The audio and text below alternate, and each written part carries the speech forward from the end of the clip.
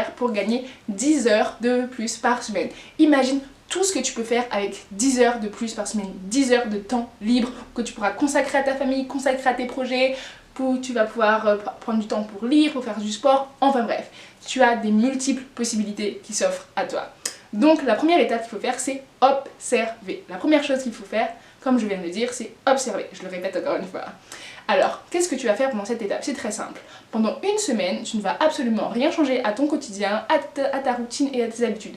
Absolument rien. Par contre, ce que tu vas faire, c'est que tu vas noter exactement ou approximativement combien de temps chaque activité te prend. C'est-à-dire que, disons, tu dors 8 heures par nuit, ok, tu vas le mettre, je dors 8 heures par nuit. Disons que tu passes 3 heures sur Netflix, je passe 3 heures sur Netflix. Et pendant cette phase d'observation, il n'y a aucun jugement, aucune analyse. Tu notes juste, c'est tout.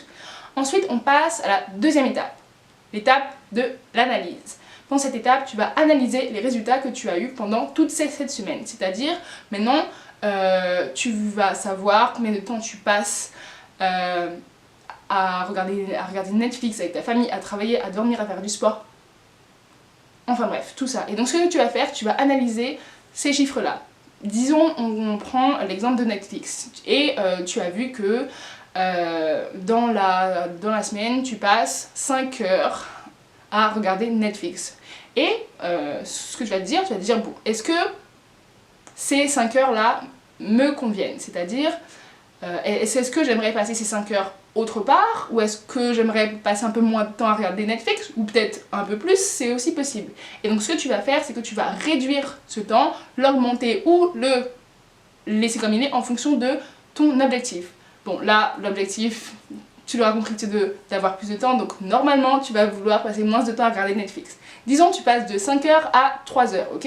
Et ben là, la troisième étape, c'est la planification. Donc, maintenant que tu as analysé tes chiffres et tu sais où est-ce que tu veux utiliser tout ton temps, et bien ce que tu vas faire, c'est que ce temps-là, tu vas l'attribuer à des activités qui sont importantes pour toi et qui vont te tirer vers le haut. Par exemple, disons tu ne passes pas beaucoup de temps avec ta famille et tu aimerais passer un peu plus de temps, et ben tu vas utiliser une partie de ces 3 heures pour passer plus de temps avec ta famille, une autre partie pour lire, pour faire du sport, enfin bref, vraiment faire tout ce que tu veux.